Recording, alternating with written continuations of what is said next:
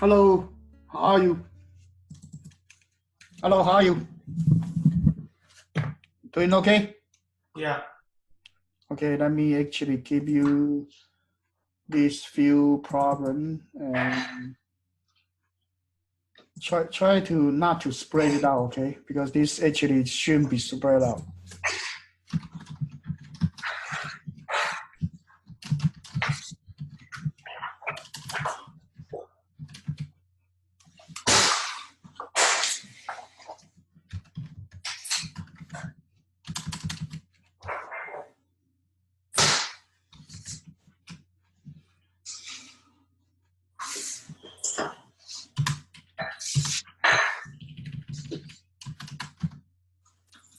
Okay, so here I send you these different files that actually for USACO competition. That actually is for this week, starting from 14 to 17.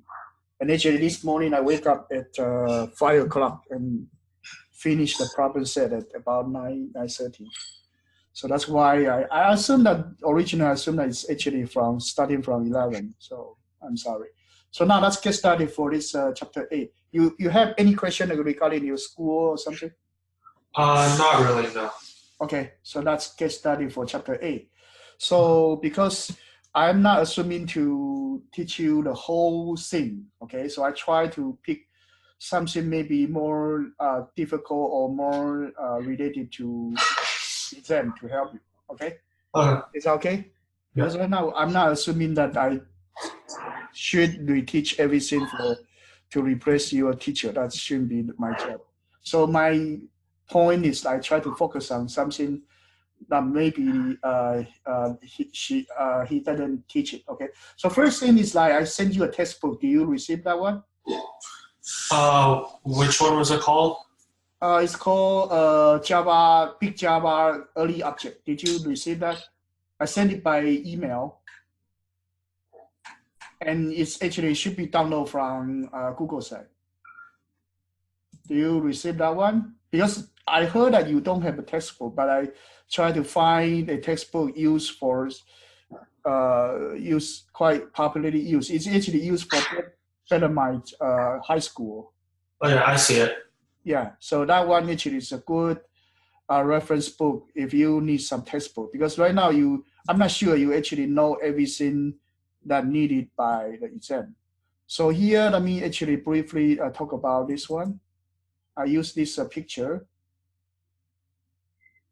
I bring out a picture right now. Okay. So first thing is that I try to make sure that you actually learn everything that's needed for AP level, and also get prepared for maybe next year for competition or something. So I send you the uh, problem set this morning. I get it from internet for USACO competition. So here actually, let me focus on this chart. So the textbook I sent you actually has about 25 or 26 chapters, and then this different color, this basic module, this one is assumed to be the first semester. So I have the chapter 1 to 9 covered in this. Okay, Uh, so that's what we are talking about right now. So chapter 8 actually here in this book is chapter 7. It's an array and array list. Okay, so today we are on here. And then this kind of like orange color things. And the top one, this was A course, this was B course. I also send you a link for the course, for my video course. So these two in combined is for AP CSA. okay.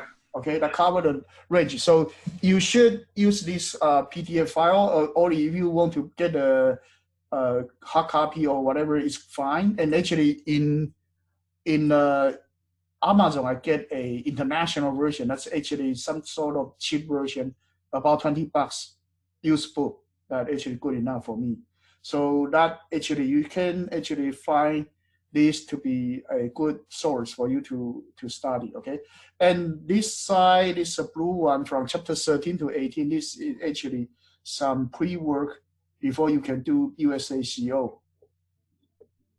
Okay, so that portion, this portion actually should be what? This portion should be after you finish the AP. We need to take this one, and then college Java 2 also need this part. Is that okay? Yeah. Okay. Okay. So that's about it. Okay, that's the textbook I sent you. It actually cover two things. Cover your AP CSA and actually also USA CO's need. Okay. With this, you actually next year you can compete using Java language, unless that you choose some other language. Otherwise, this will be a good reference book for you. Okay. So that's it for this portion. Second portion, we get started with the ND array or 2D array. So last time we talked about the 2D array and what they are, right? Yeah. And you finish this called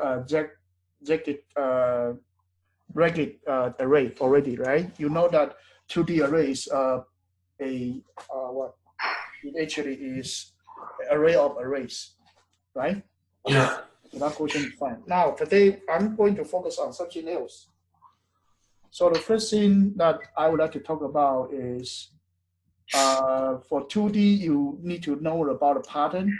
So this one is simple 2D array process. So you actually can get data for 2D array using 2D traversal. I think this portion is simple, but one thing to remember that is that because it actually can have the ragged array, so make sure that the inner loop, you put your row number over here.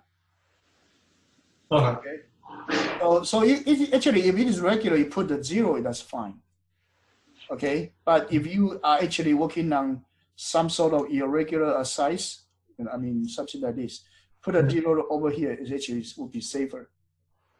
Okay. And are you okay with this row.mass length or row metric row.length? Are you okay with this? Yeah. Okay. If you are okay, I don't want to repeat. Okay, so that's this portion should be fine.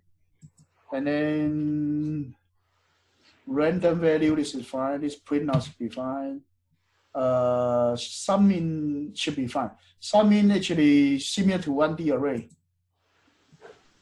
So you actually just start a value and you go through 2 level of iteration, but same thing, you sum up every cell with the total or sum.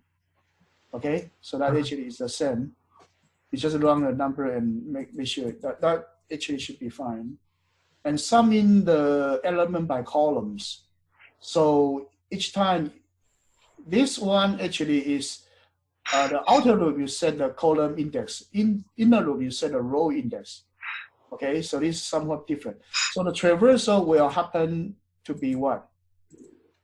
The traversal will happen to be this way, going down this way. This is called column measured. Okay. Column measured traversal. Are you okay with these terms? Yeah. But has your teacher teach this column measure since? Not yet. Not yet, okay. So make sure that if you do column measure, you have the outer loop with the column, okay? So you with the outer loop with the column, and make sure here you need to put metric 0 or here, because you don't have a row yet, right? So that's the problem. If you actually doing this this type, you don't have a row yet. Your row is assigned over here. Okay. So you cannot do I or whatever. It is not existing there. Okay, you have to do this way. So this type of column measures you cannot do because it won't have your regular size. I mean, you only can do regular size, summing of the regular size. Your regular size, they don't have every cell on all the rows, so that won't happen actually. Is that okay? Yeah. So now the next one is which row has the largest sum? So basically you traverse all of the rows with the I index. You also traverse through all the columns to sum them up into the sum of the row. So this sum is every time you have a new row, you will reset the sum. And then you go through the 2D array, and then you take the sum for all the cells. So this sum actually sum up all of the J's the Z represent for each different column. So actually, it's the cells on the same row but different column will be summed together to the sum. And then you obtain some data for sum. So the inner loop is taking sum. The inner loop is taking sum. This is the typical taking sum loop. You start to have sum equals 0 and you get a sum here, right? That's a taking sum loop. Outer loop is a typical getting the maximum loop. Okay, and this one is getting the maximum and maximum index. So are you okay with the, did your teacher teach you how to find the maximum and find the maximum index? Yeah. So there are two ways to find maximum, right? Yeah. One is you set the initial value to be integer, that mean underlying value, right? The other way is that you set your maximum sum to be what? To be your metric 0. If M is actually, I'm sorry, if M is 1D array, you set to the first item. So two ways, either you set to the minimum value or you set to the first item. Is that okay? Yeah. So you probably learn this. That's fine. Okay. I just want to check. If you learn it, I won't repeat it. Okay. And then finding the smallest index of the largest element. So what does this mean? What does this really mean? This actually really mean the first occurrence of your item. Okay. So how can you actually say that? Let's assume that we are trying to find the first occurrence.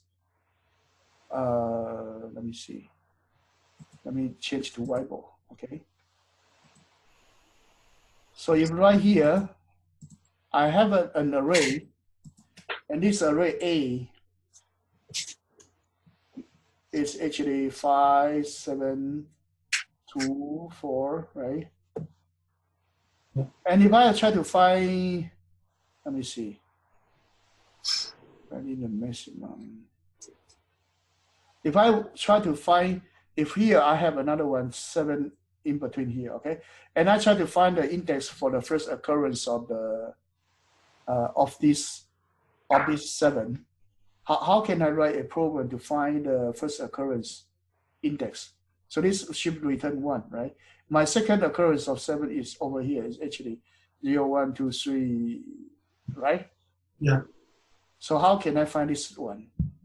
So you basically have like max index. Yes. Variable, and then as you count through like each element of so you also have like a max number which you set to, let's say, the first first element in the my question is like, how can I find the first occurrence? It's basically if can you show your screen? Are you able to show your screen? Let me see. I'm not sure how to do that. There's a button. That's what I'm trying to have you to do exercise. Well, you try to share your screen. I think, is that it? Yeah. So is your screen touch screen or no? No, I just type. I mean, like draw with my mouse. Oh, okay. Actually, you can find typing. You actually can type. You look at, you annotate. There is a typing T for text, and you actually can use that as a, yes, you know what I'm saying? So you can type some code like that, even though we cannot test it, but you can type some code. So that's assume that you try to declare some sort of array. Yeah, it's okay. It's okay. Don't worry about that. So you have say integer. No, that's assume that you have an integer array. You type something called an integer array. So integer array A equals yeah, equals something. No. Give some value. This one I want to get some value. This. Yeah. Say let's assume that you have 5, 7, 2, 3, 7, 4, something like that. Okay. 7, 4. Yeah, 7 in between 3 and 4. Because I told you I want to find the first occurrence for that. Right? Either way, yeah. I don't want to have a second occurrence. So what should you do right here? To find a maximum for index. I want the index. Yeah. Yeah, okay. Then you get started, right?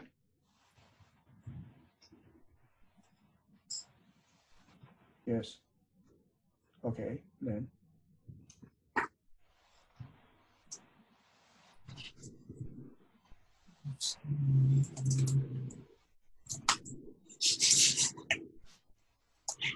Oh. Yeah, the parenthesis one is for string. Yeah, it's good. Then how should you do?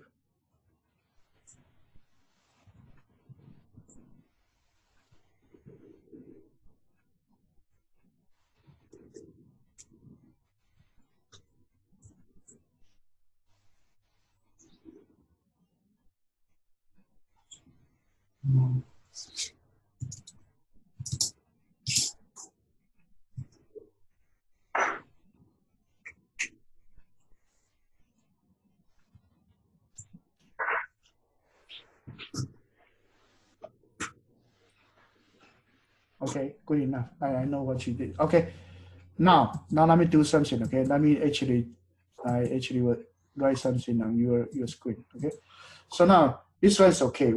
So this one is not wrong. Okay, it's okay, but you just need to get started from 1, right? Okay. Yeah. But it's not wrong. Okay, this is fine. This is actually absolutely fine. It's not wrong, but you can get started from 1. That's number 1.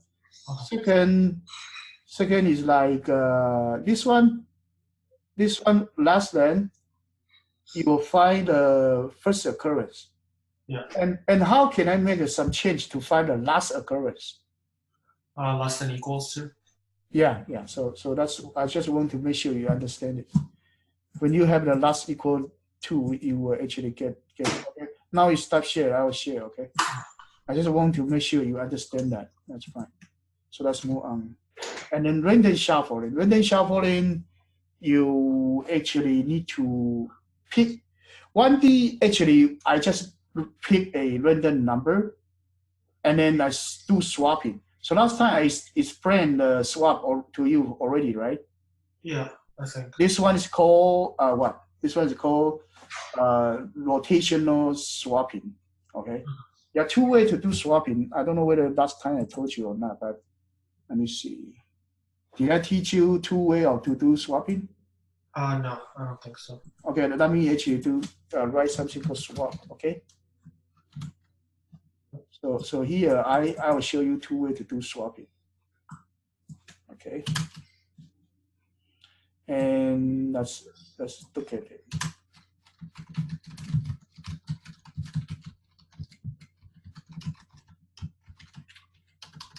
So if I have an integer a equals 3, integer b equals 4, are you okay to read my screen or no? Yeah. Okay. So now the first way I do swapping is like this, right?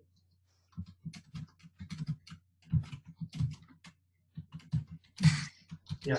That's called rotational swapping, right? And rotational swapping is I assign my A's value to 10, and then B assigned to A, and then 10 assigned to B. That's actually make a rotation, right? Mm-hmm. So that's okay. That's a rotational swapping. Now, is there any way I can swap in differently? I can still do swapping, but I actually different way to do swapping. I reset it then back to 3 and 4. Now, how can I also swap it, but don't do rotational swapping? There is a second way. Um, uh, Okay, look like you don't know, but it's quite easy. Okay, so here I set C to with A, set D with the B, and then my A equals my D, my B equals my C. It's okay. called buffer swapping. Okay, so this is called buffer. So my A actually assigned to C, right? My B assigned to D. So there's a buffering. So 3 assigned here, 4 assigned here, and then I do swapping, right? Right? But I cannot do this. I cannot do assignment like this, right? Then B will become 3. And A still 3. You assign B to A, you will get 3, 3. So that one won't work, okay? But this one with buffer, if there's one layer of buffer, it will work. And sometimes this one is quite useful. Sometimes this is quite useful. Okay, so to remember this two way to do swapping. But swapping is one thing, and then let me actually bring up my chapter 7 slides. Okay, I believe that maybe I haven't teach you the rotation of array. Did your teacher teach you rotation of array? Shifting No. or rotation? No. Then let me actually teach you that. Okay, since we talk about swapping. Okay. Since we discussed the swapping, so here let's talk about rotation and shifting. Okay, let me find the page. It's related, otherwise I won't jump to here. Okay. Yeah. Yes, let me see. This is chapter 7. Let me see. It shouldn't be that low. It should be here. Shuffle, right shift, left shift, shuffle. Okay, so here let's look at 1D shuffling. 1D shuffling is like I want to do shuffling. So each time I select an integer index, right? I study from I, and then I is say initial is 0. Then I randomly pick a index, and then I do a swapping. So my item at the index 0 and item at index will be swapped. Is that okay? And it do swapping over here. And then by generating the random number for index, so index is changing all the time. And I is sweeping from 0 to n minus 1, the length minus 1. Okay, so this actually can randomly shuffle the number. So that's okay. That's with for swapping. Now this one is to do shifting. So if I have an array, I try to shifting from right to the left. How can I achieve it? You can do a rotational shuffle thing where like you set a temp variable. So actually you have here, for example, if I have A of 0, 1, and 2, okay? So basically I have 3 elements. Okay, so what I will do is like, because I want to do lap shifting, I assign my A0 to my temp. Yeah. And then my number 2 to number 0, number 1 to number 0, and then number 2 to number 1, and T to number 2. So that makes a rotation. For that is that shifting. And Y shifting is from the last one to temp. This one over here, this one over here, this one move back. Yeah. Is that okay? Yeah. So that actually is the shifting for elements in 1D array, okay? Okay. And this one is rotational shifting, but if you don't assign temp back to the array and set a 0 or something, that is called shifting and not rotating. Okay. Non-rotating shifting. So you have to remember these different patterns. Okay. Now we finish this portion, finish the chapter 7 part. Let's go back to here. Here we have the random shuffling. For 2D, similarly, we actually need to assign the value for certain row and certain column, and then we pick that cell and use that cell to swap with my original assignment index I and J.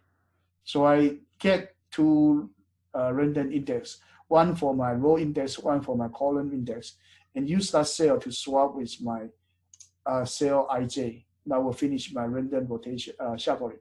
Is that okay? Yeah. It's fine. That's fine. So now we have 2D array. Let's do it. So 2D array actually look like a 2D function. Okay. You can look at it as a table, or you can look at it as a discrete 2D functional model. Okay, so it actually is something like this. You can do. And then we can actually also write down 9x9 multiplication table. Are you okay with writing a 9x9 multiplication table? Can you write 9x9 multiplication table? Quick. What? I'm not too sure how to. Okay, that's okay. Okay, if you so for something you're not really sure, you just let me know. Okay. Okay. Because that I just called it MT. Okay. And this one is very important, very, very important. Okay. Not because the technology is hard, but because it will be repeated. The pattern will be repeated many times.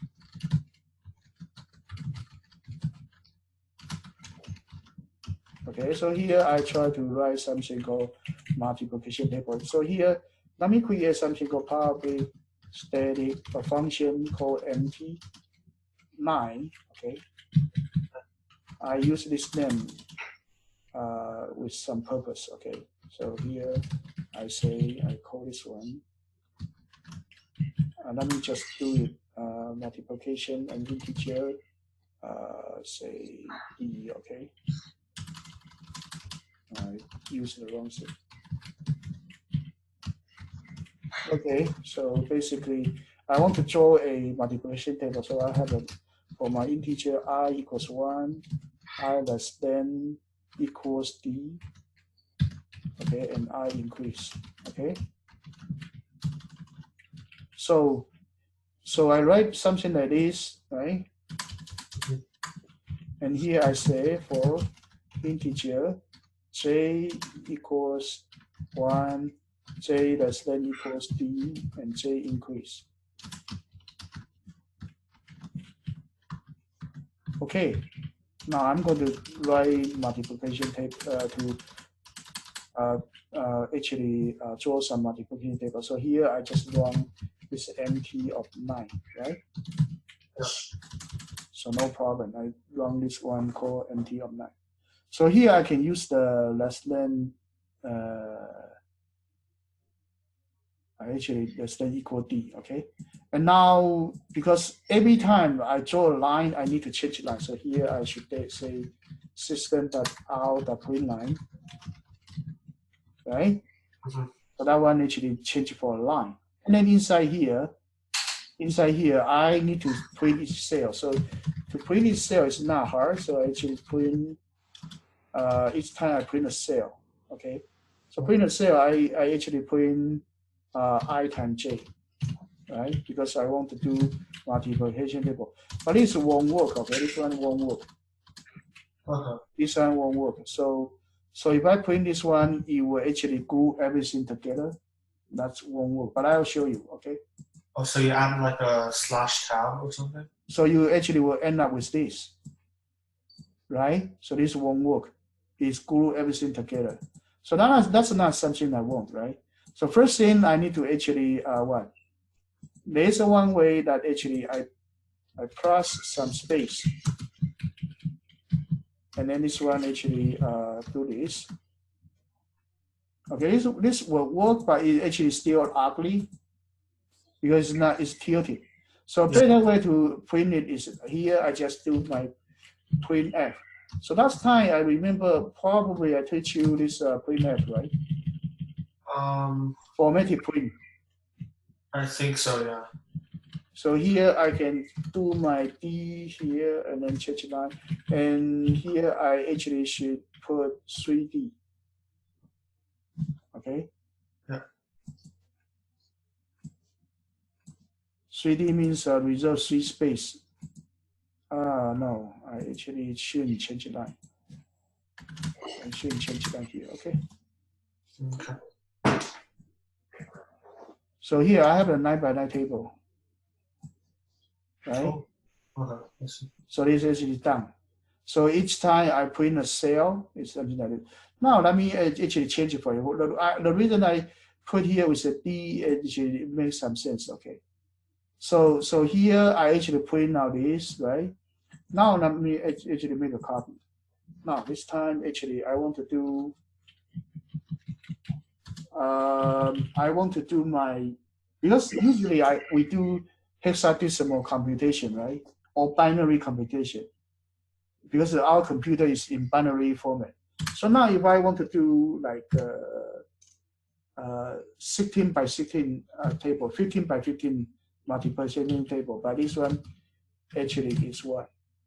So here actually let me change it. I call this one multiplication table 10, right? But here I change it to D minus 1. So it will be, the digit will be 10, but I only print now the table down to up to D minus 1. Okay. Is that okay? Yeah. Because my if my base system is base 10, I can only print 9 by 9 table. Yeah. Right? So let me actually run this one first. Okay, so this one is okay, actually okay. And then I don't want it to show connectedly. So here I can do this one to clean up the page. That actually is fine, right? Compile and print. Okay, this is nice. Now I want to do hexadecimal table. How can I do it? So here I change it to 16. I'm base 16 now. Yeah. So here I still print out I times j, right? Yeah. And here it actually d is 16, so here is less than equals 15. That actually also fine. But here it will, if we run this one, it will not be real the kind of format we want to have. I see. It actually, I can put 4D, but it's still the large number is 225. It's not something we want, right? I want it to be ABCD. So if I can print out this and then I can put 4D, that's fine. But there's a way I can actually convert it to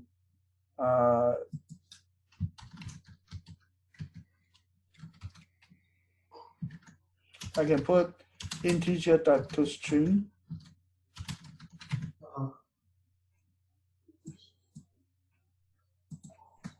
And then I say here, I use the system 16 base.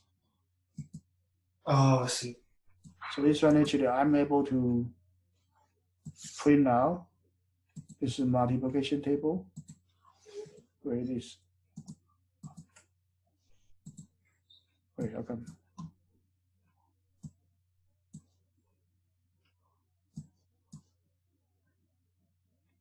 Let me make it smaller, okay. Wait. ToString. Let me compile, okay. Run it. Hey, how come it doesn't show? Let me see. Here, let me actually comment out this guy first. Let me run again.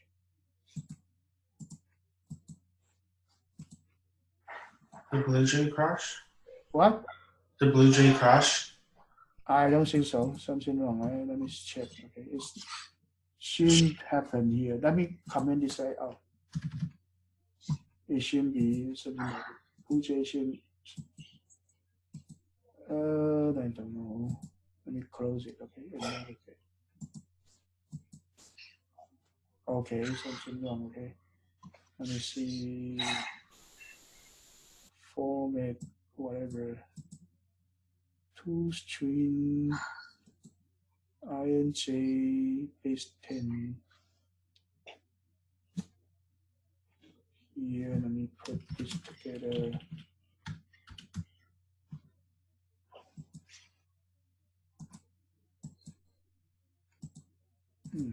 It actually run on Java 1320. I put a 10 in here, less than equal this minus 1. And then it says what?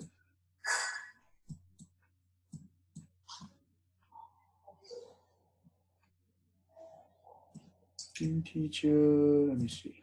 Integer to string. Oh, you probably don't have this function or something. Let me see. Let me try another way, okay? Integer class? What? You need to like import like a class or something? No, don't worry, okay. Don't worry. I do this one, right? I create an integer, right? Yeah. Integer object, and then I put parentheses. I try to use the instance method now. Okay, I see.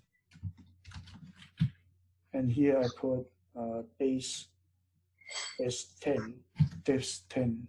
See.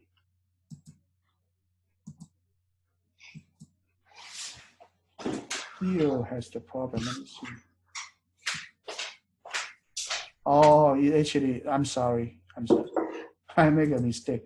The previous one actually worked fine. It actually here should be S. I'm sorry. I just out of mind. This morning I actually probably a little bit too tired for the competition stuff, so it's okay. So this one could still go back to this one, okay? Because I converted it to string already. Okay. So it should be fine, okay? So this one, let's see. Okay, I can clean all this now. So run again. Okay, so this table is okay. Now I add this one 16 in. Okay, so you have such a table. And I also sent you a blue pattern work set. Did you get that one? What now? Blue Jay working set. You said that homework set. I sent you a Blue Jay homework set by email as well. I don't know whether you got it or no. If not, I can resend you again. That one actually will help you to do review as well.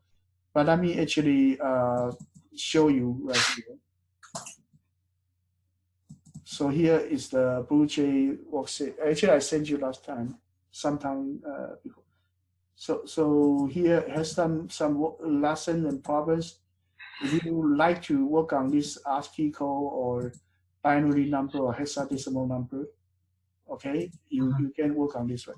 This one actually is a workbook, okay. So it actually is for AP level. It's really for AP. It's designed for AP design. So this one I send you. I'll try to send you again later today, okay? After the class is dismissed. So you can actually work on this one. Each lesson, it has some description of that lesson. Say this one 12, it talk about while loop and do while loop, and then later they have some multiple choice or programming assignment. And you can send me your result. I will grade it for you or correct it for you. Okay. So you can do this one. Okay. But here we actually finish this one. Okay. Finish the table. So here I can, because we have different number systems, so we can actually do this. We can do binary. We can do like octal. And binary, because it's only 0 and 1, so it actually will show a single number. Are you gonna clear the put the system.out.print line /f? Okay. Yeah. Okay. So here, let me turn this on, right? And that's at the end of each table. Let me put another line.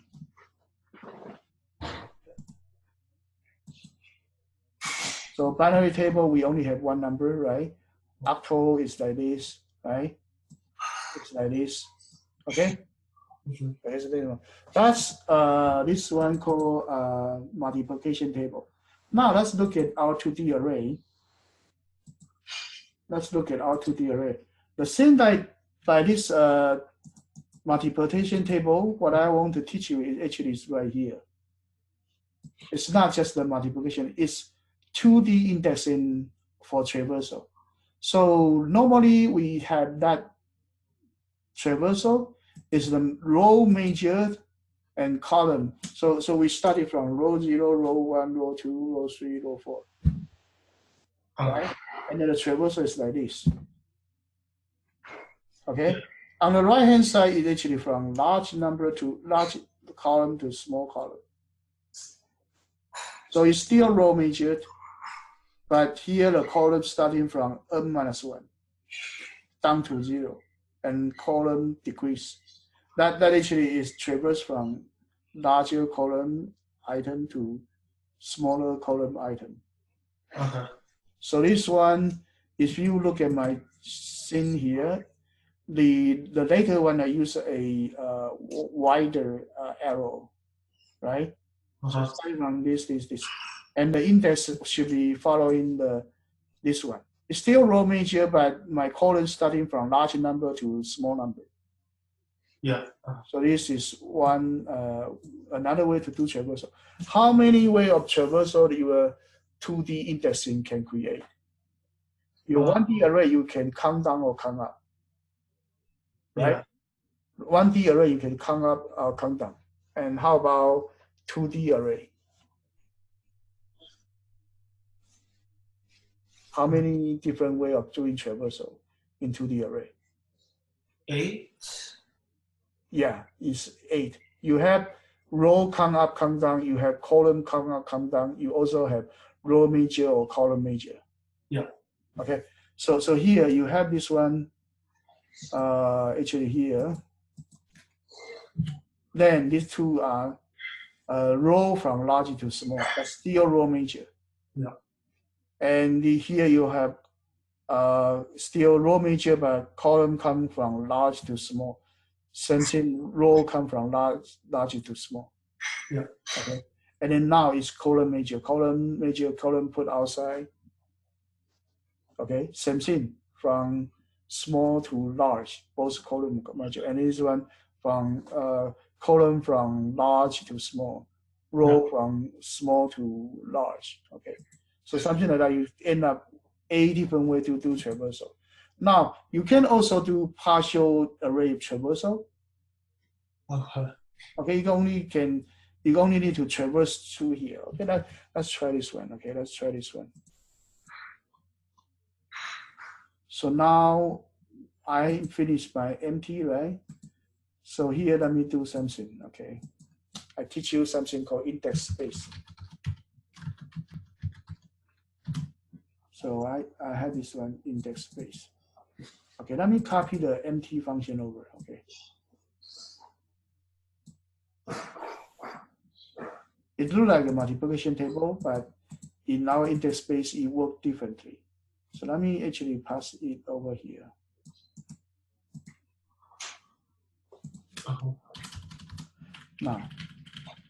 Now this one originally for multiplication table, but I'm going to use it for different purpose now.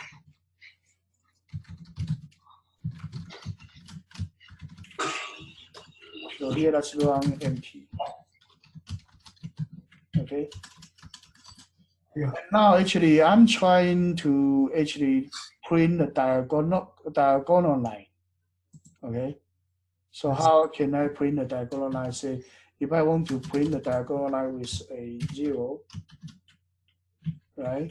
And here I don't have integer, so let me cancel it. Okay, and here I say still 1 to 9. Still 1 to 9, but I want to print out the diagonal line with a star. Okay. So the result I want to have is actually like this.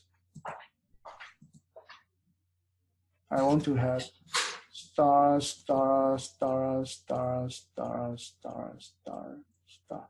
1, 2, 3, 4, 5, 6, 7, 8, 9. How can I write this one?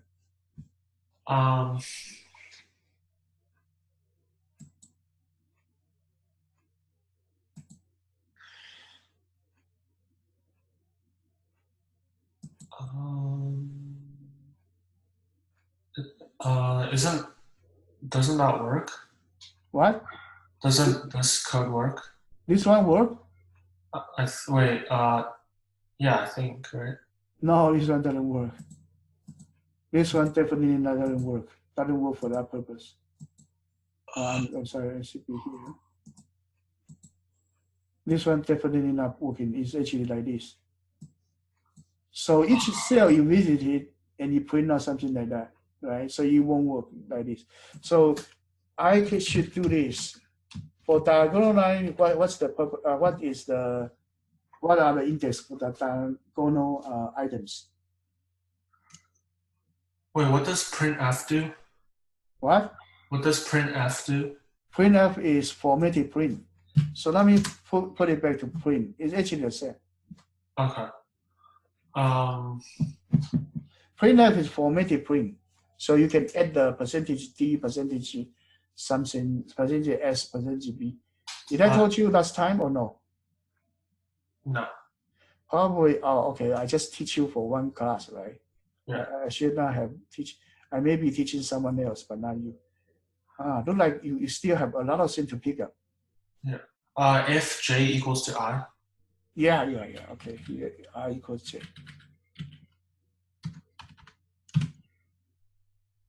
Okay. Not because you're not going to get 5 in AP, but because probably the teacher doesn't teach enough material. It actually look like this. So this is again wrong. Why? I don't care your J is 0 or 1 or 2 or 3 or 4 or 5. I just print it once. So it actually end up with. You need an else, else, and then you print like a space or something. Yeah, so how can I do it? Like right underneath the if statement, you do like else. Yes. System.out.print. Like just a space. That is. Yeah. Okay. Yeah, that's good. Okay, that's good. Okay, that's what I teach. Now, if I want to do this, okay, this one is like this. Now, if I want to do not this one, I want to do this one, cross. Oh. What should I do?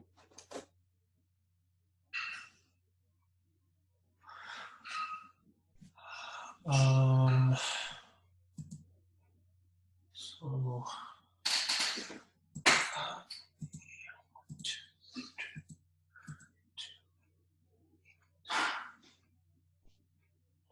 Okay, so the idea is, before you can continue to think about it, but the idea is right here for this loop, your I and J created a 2D index space. So it's just like you have this one, right? You're starting from 0 to 9, 1 to 9, starting from 1 to 9 for this, right? So you will rotate by 90 degrees. Okay. Then your I will be here, J will be here. Right, just like your X and Y. Okay. Okay, rotate counterclockwise by that. So your I equals J is this one. So your diagonal line is turn 90 degrees, you come here, right? How about this one? How about this one over here? What's the equation? This one is I equals J, or this one is can be called I minus J equals 0. But how about this one? That one. J equals. We pass through 9 and 1. We pass through here should be 1 and 9. So what's the line? So it's I just, plus J equals 10, right? So your line starting from this one, I plus J equals 0, I plus J equals 1, I plus J equals 2. Yeah. Right? That's a series of the time. So here I had two cases. If the two numbers are the same, or what? Or I plus J equals 10. Yeah. Right? Then I run it.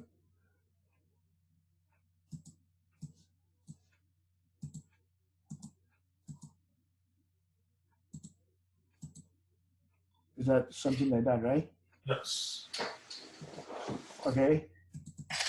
So now actually I want to make it a little bit prettier. So I put it back to the 3, 1, 2, 3. Okay, that's too much. Okay, I put them back to 3 space cell. Okay, so it will become like this. Now I like the United Kingdom. How can I draw this one to like a United Kingdom flag? So you basically just find the halfway point. Halfway point, yes. So yeah, or table. Is that okay? Yeah.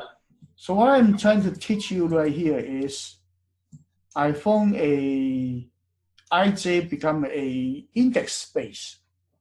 And I make sure that every cell will be filled by something.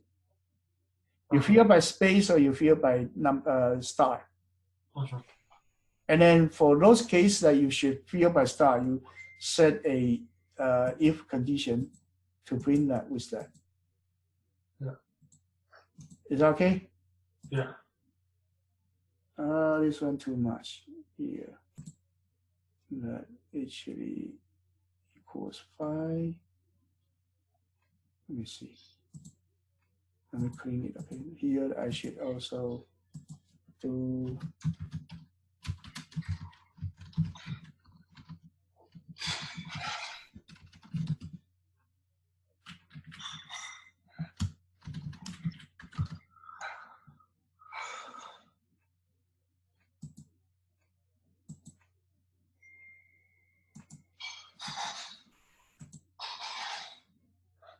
how come here has 2 more points?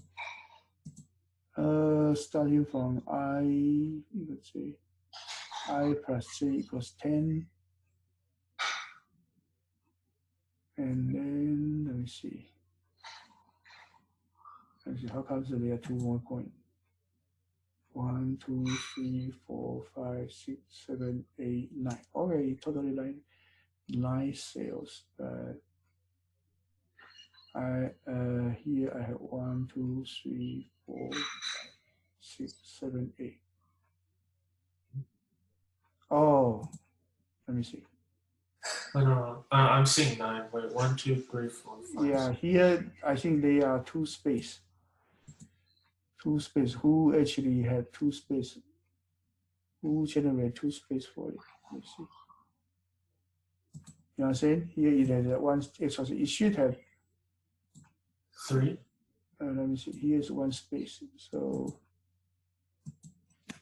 okay, that's the part I don't like. Let me actually do this one. This one. If I drop to 1 star, each one space. Okay. Yeah.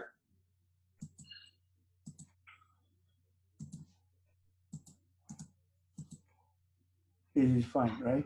Yeah. So here, this one add 1 in the left, add 1 in the right.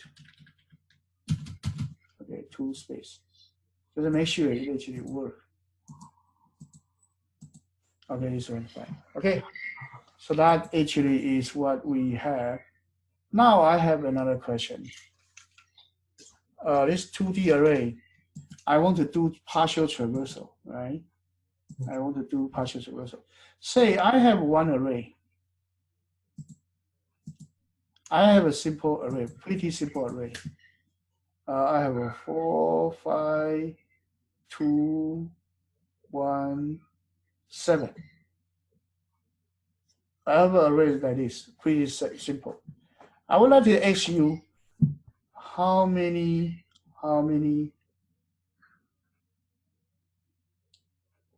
out of order pairs?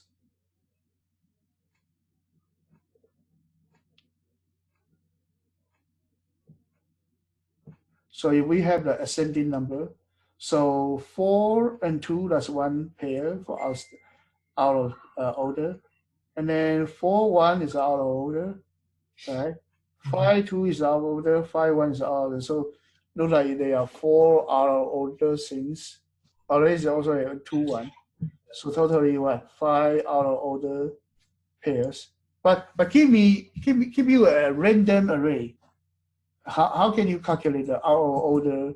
How many out of order pairs?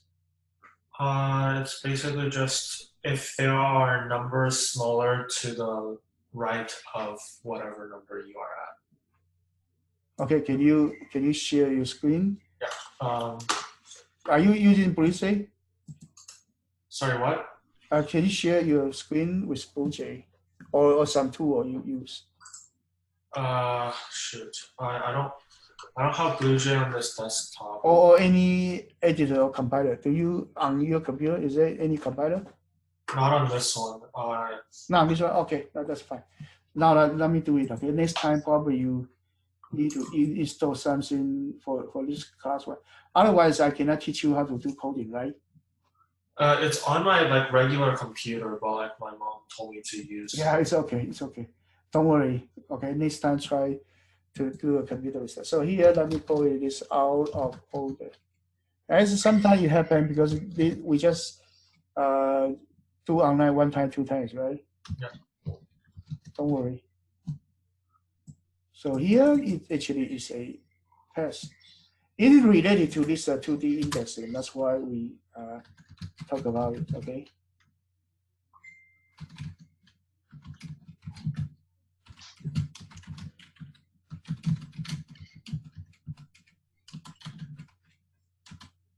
Okay, so here is something like that, right? And then I want to compare how many out of order things. So actually public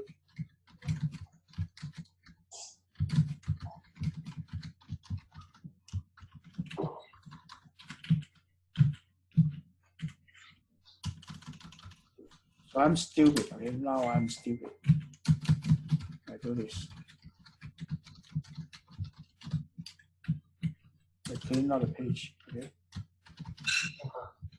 And then I'm stupid. So I'll do this. For int I equals 0 and I less than a length and I increase, right? Yeah. And here I say for int j equals 0, j less than a length, right?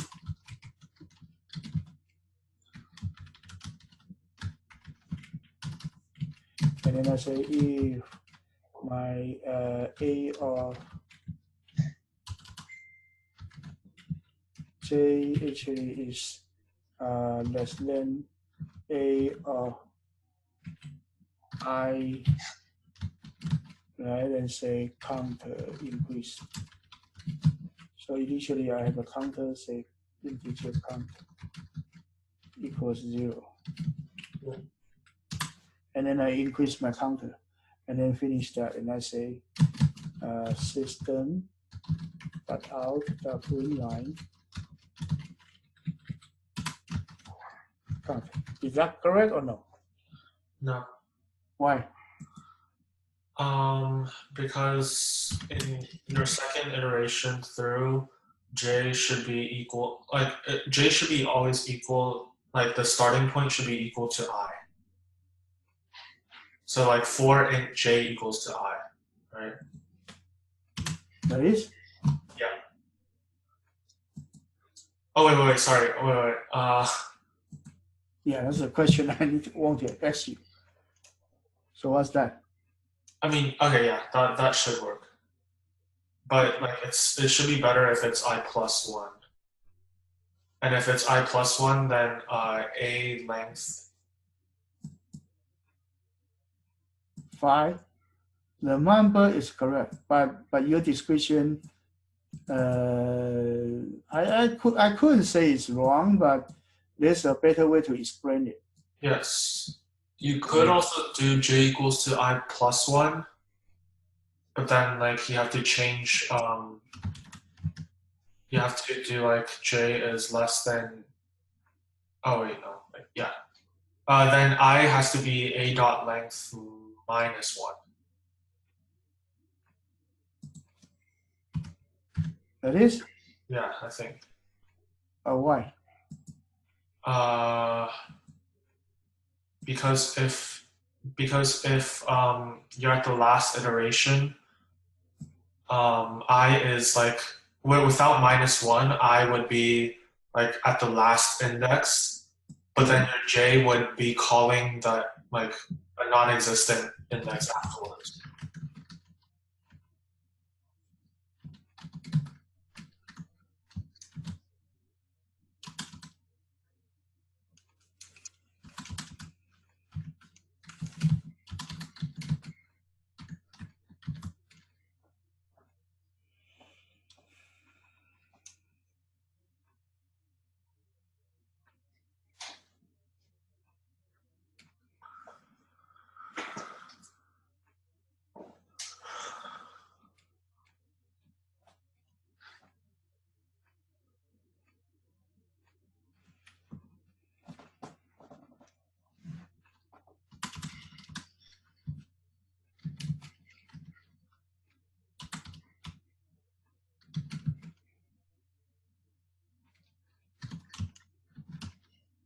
Let me see. Okay, j equals I plus 1. So the other thing is I starting from 1. And let me see. And then I less than 8 that length. I increase.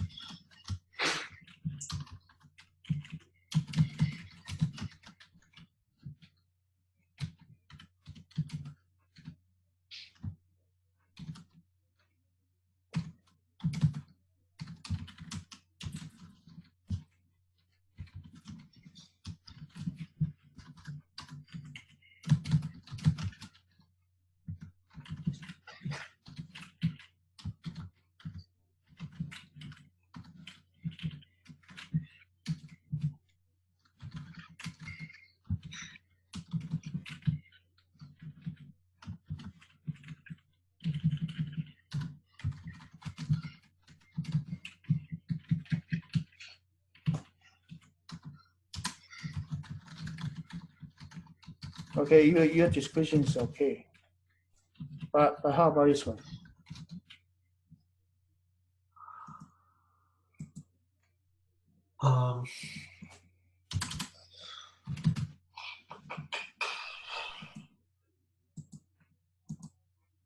This one would be like counting how many correct pairs there are. Are you sure?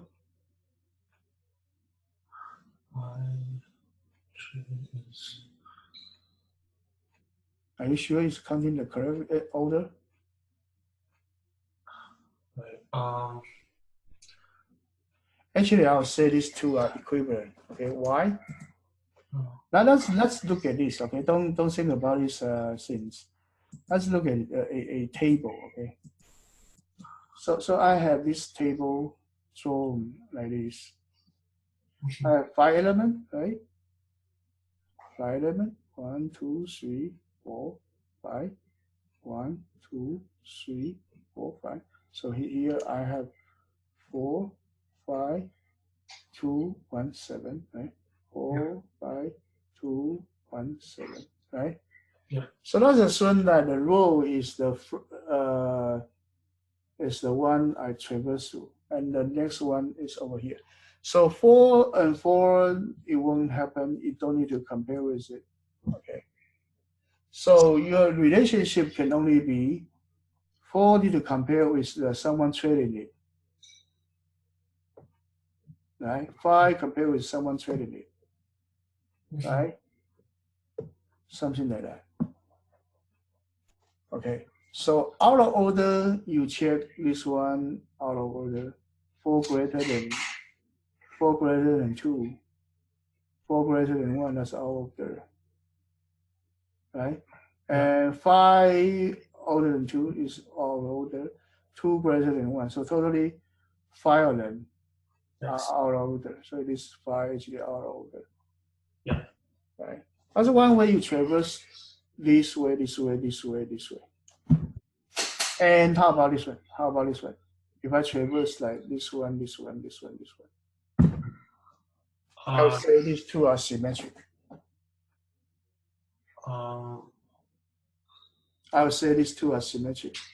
You will get the same result. I was just counting the pairs that are not wrong. Right? What? It's just counting the pairs that are not wrong. So there's still 5 spots left. Right? But how about if I change the order? You believe that it's not wrong. But how about if I change the order of comparison for I and J? Here, if I you don't believe it, then I change this one. Well, then it's counting the ones that are wrong, right? Either way, there's one counting that's wrong, one counting that's correct, right?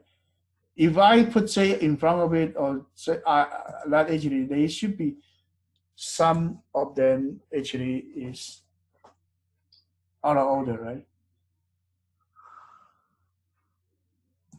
So 5, 5 here we have 5, 5, right? But actually let's think about it, okay? Because there are 10 total possibilities. Yeah. And if 5 of them are wrong, then 5 of them have to be correct. Yeah, but actually both ways you can use this portion to do it or this portion to do it. You can utilize. So here is 5, 4, 2, 1, 7. You have 4, 5, 2, 1, 7, right? So now let's assume that the row 1 is you use the row 1 to compare your column 1. So you have the 4, 4 is the leading, you compare with 5, 4, 2, 7, right? That's one way you do it. So we end up with marking this, right? Now I prefer to do this diagonal one, you don't need to consider it. So I compare 4 and 5, 4, and here J and I, right? So if you compare row and column, your row is the leading one, column is the trailing one, right? Yeah. And if you use this one, you can think about the column is the leading one, row is the trailing one. Yeah. So this one, if the J is the leading one, and actually I is the trailing one, this one still represent a what? Out of order pair. Yeah. So both of them are working, but you need to take care of the different greater or less than. Well, the second example was if A of J is less than A of I, it would be counting the ones that are correct, right? Yeah. But this one is out of order. Okay. Then why? Why you can utilize both of them to do that? Let's assume here. There is a table, 3 people, right? Amy, Brian, and Carol, right? Yeah. Amy, Brian, and Carol, 3 people. So if the relationship is friend, so A, B, B, C don't come.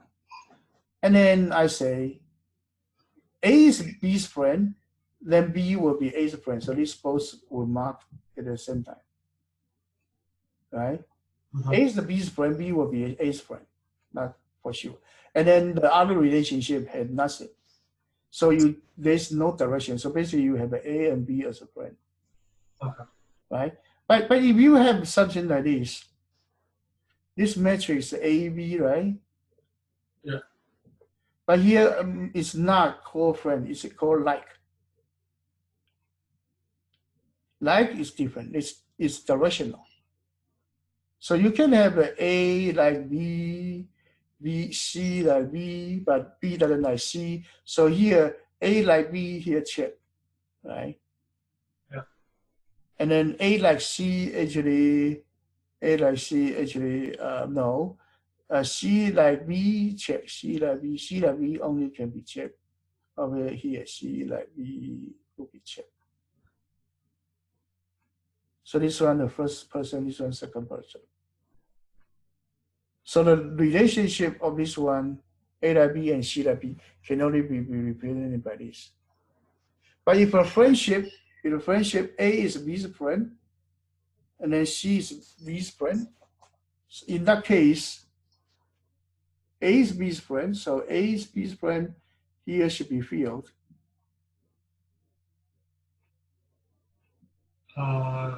Here should be filled. And B and C are friends, so B and C are friends. Here should be filled. Yeah. So this one is undirectional, this one is directional. Okay. Is that okay? Yeah. Okay. So in that case that actually you have directional, you count something here as one way to count it. You will get like the like relationship. That's one on this side, but here you have two relationship, right? Mm-hmm. And that actually you need to traverse through the whole array in order to find it, if it's directional. But here, if you do like friendship, you check how many friendship in there. You just need to use this corner or this corner. Okay. Because it's actually a what? Undirectional. So you check the upper corner or lower corner is fine. Now let's think about why I just wrote down here. Is because which one is the upper triangle? Which one is the lower triangle? First one is upper, second one is lower. Yeah. So this one is called what? This one is called traversal, and this I give you the name. This type of the 2D traversal pattern, I give you a name. It's called K-graph. So what is K-graph? Let's talk about what's K-graph. Okay, two people. I am friendship with B, right? There's only one friendship relationship, right? And how about three people? How many relationships happen on three people? Pairwise friendship. Maximum three. Four people? How many relationships? 4 pairs. Oh, 6. Yeah. 6. 5 people? A lot.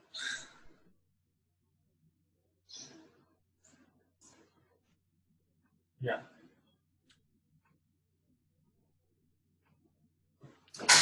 Yeah. Right? 6 people?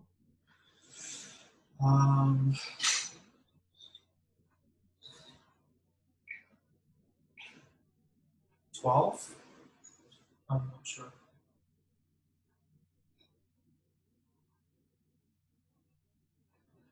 More. How many for this? 1, 2, 3, 4, 7, 8, 9, 10, 11, 12. Yeah.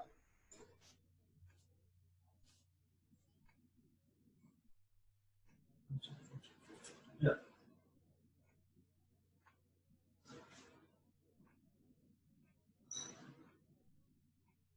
Okay.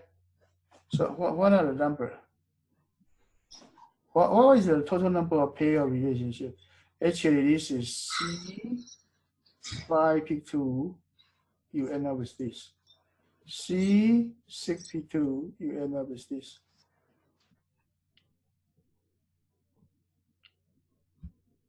So that's a combinational number. What? Are you okay? Yeah. That's a combinational number. Mm-hmm. So actually C M pick M equals what? M n over M n or M minus N n. Yeah. Right? Yes. And what's the special about this number? The what? What's also say you actually Cn tick 2 would be what? N times n minus 1 divided by 2. Yeah. Right? And how comes that here I have total number of the cell I need to visit 3 to 1. 3 to 1 is what? Summation of 1 plus 2 plus 3 equals 3 plus 1 divided by 2. What's the relationship of this equation and this equation? It's just one is plus, one is minus. What? What? That's it. Yeah. And your equation of summation is what? But this n is 3. Yeah. Here this n is 4. 2 are exactly the same. And actually it is the way this works. Oh, okay, I see. You know what I'm saying? Yeah. You think about it, okay? You think about it, why this combinational number equivalent to the sum of this. It actually talking about the combination number actually is this. Sum is actually represent the whole box of here. This we call it K-graph. K-graph usually when you do traversal, it goes through the different part of the diagram. Either you use the upper one or use the lower one. Yeah. Will this be tested in AP? Yes. This year, 2018, 2 problems come out of this K-graph problem. Is that okay? Okay. And usually like at what time I need to do this K-graph? Say I have 10 cities, right? And then it's from say New York to Boston, whatever. Okay, New York to Boston, whatever. Tell me what are the 2 cities that are closest. So this table I should have the distance between the 2 cities, right? Yeah. But I just need to traverse the upper part, or I traverse through the lower part. Yeah. It will be fine. You know what I'm saying? Yeah. So this type of problem will use this K-graph. Is that okay? Yeah. This type of problem will use this kind of K-graph. So why I actually here talk about is relationship and K-graph is because it's also related to the 2D traversal, and this related to this partial traversal. Mm-hmm. So this one I show you, it includes the diagonal. And the only difference is here originally is j less than I, and here it becomes j less than I plus 1. It will include the one on the diagonal line. Is that okay? Yeah. Okay, so that is this partial traversal. And I could also do this partial traversal. This one and this one are different. Okay. And this one is like this. How can I do this one? First, I need to find out this line. This line is x plus j, I plus j equals 4. And you should use that to calculate your index condition, so that you just traverse through up to there. Is that okay? Yeah. Okay. So the next one, we can also do partial array traversal using jump by 2. I think this is easy, right? Jump by 2 should be easy. So the next one, how can I copy this whole box over here? You can think about the index as a vector. So original point is ij, and actually put 0, 0 means that that's original point. But here, if I move from 0, 0 to 3, 3, 1, 1 to 4, 4, 1, 1, 3, I'm sorry, 0, 1 to 3, 4, or 4 or 1, 0 to 4, 3, right? So each cell add a vector of 3, 3. Oh, okay, I see. That would be a function that I copy from one location to whole box. I just traverse through 0 to 1, 0 to 1. That actually is the box I want to copy. Okay. And the motion or the movement is 3, 3. That's the vector. Okay. So this is some other kind of the technique you need to pick up. And if you want to just move, your original location need to set to 0 or put something in there. So that become a or background image. That become a move. The previous one is a copy. A copy from one corner to the other corner. This one is actually move. You move from one location to the other, and the original location should be make up with some background. Is that okay? Yeah. And the next one is flipping. Flipping, we have a line of symmetry. So this one line of symmetry is y equals 2. And use that, you actually use that. Original, I want to flip from left to right. Now I need to calculate the midpoint and use that midpoint, and actually I do copy. That would be able to flip from left to the right. Is that okay? Yeah. And then this one's area shape. Area shape is different from what? Different from the copy. Eventually, each row you can do shifting by each row you shift by one. Just like the 1D array, you can shift each row, and it will move from left to the right. So this one usually like car motion. You have image that put into a block or something. You want to move that image. Actually, it's by this area shifting. Is that okay? So that's the part. Now this one is 2D imaging.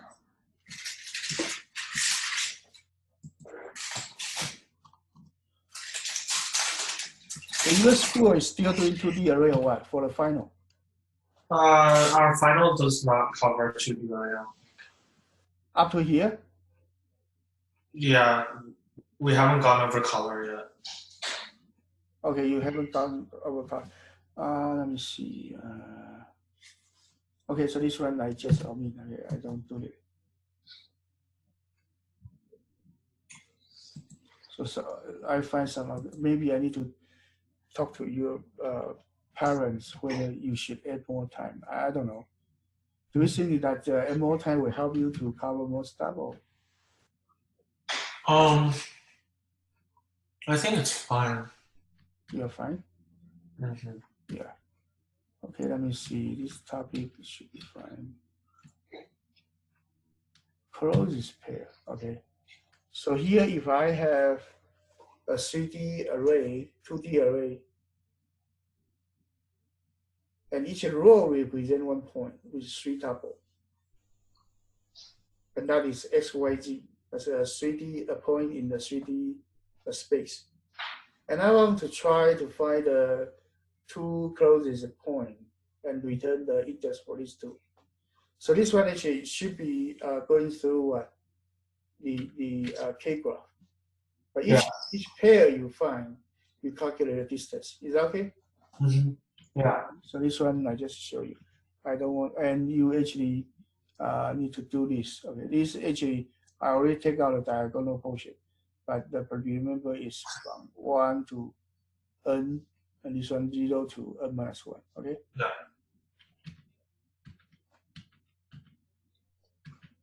And here is the binomial experiment. So binomial experiment, you had this one called binomial theorem. You have this Pascal triangle, right? And how to build a Pascal triangle? We can do recursion, but recursion is a stupid way to do it. And we can also use this one called this recursive function. Using the recursive function to build a table, and that actually is safer. Okay, so the relationship is like Cn tag m equals Cn tag m minus 1, n minus 1 tag m minus 1, and then plus Cn minus 1 tag m. Mhm. So that is the relationship. So you will end up a binomial sharing the combinatorial natural number will be like this. Mhm. But it doesn't fit the format for 2D array. So I'm going to convert this one to this one using 2D array. So 2D array, I have some Kij, but the Kij representing some C things, and C things is related to K something. So you can actually use the recursive formula for the Pascal triangle, but when you access the array, use these mapping rules. Mhm. And with that, you actually should be able to generate a Pascal triangle. Mhm. Is that okay? Yeah. Okay, so that is the generation of Pascal triangle. The next one's MD array. I think it's fine. Nothing special, so I just pass it. Next one is array list. So next time probably we can talk about array list. Mhm. When is your final? I think like Friday, Thursday. I'm not sure. Okay, so do you want to do something like in Tuesday night or sometime for array list? I have my other final like Friday Yeah. or Saturday. Okay.